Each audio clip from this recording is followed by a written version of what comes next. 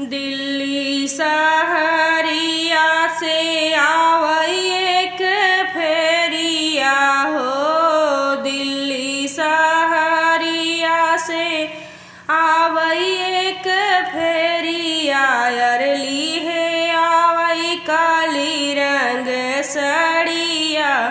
हाँ सीताराम से बनी अरेली है आवई काली रंग सड़िया।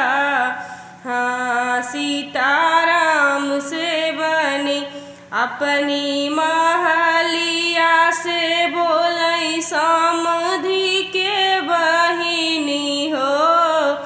अपने महलिया से बोलई समधि के बहिनी अरे हम लेबई काली रंग सड़िया।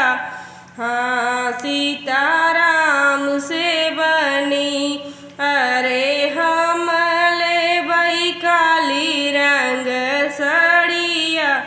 हाँ सीताराम से बनी सड़िया पहिनी जब गईली बजरिया हो। सड़िया पहिनी जब गईली बजरिया अरे हवा जे मारे ललकारी।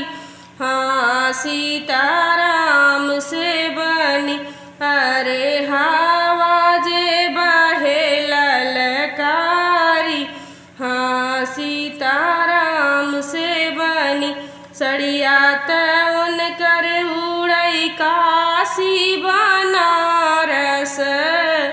सड़िया तउन कर उड़ई काशी बनारस अरे चोलिया जे यमुना के तीरे। हाँ सीताराम से बनी अरे चोलिया जे यमुना जी के तीरे। हाँ सीताराम से बनी सड़िया तउन कर पावई पुलिस दारोगा हो। सड़िया तउन कर पावई पुलिस दारोगा अरे चोलिया जे पावई थानेदार।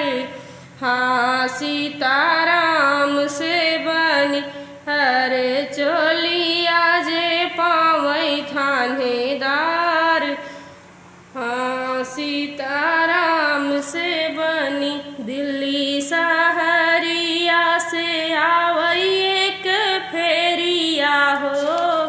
अरेली है आवई काली रंग सड़िया।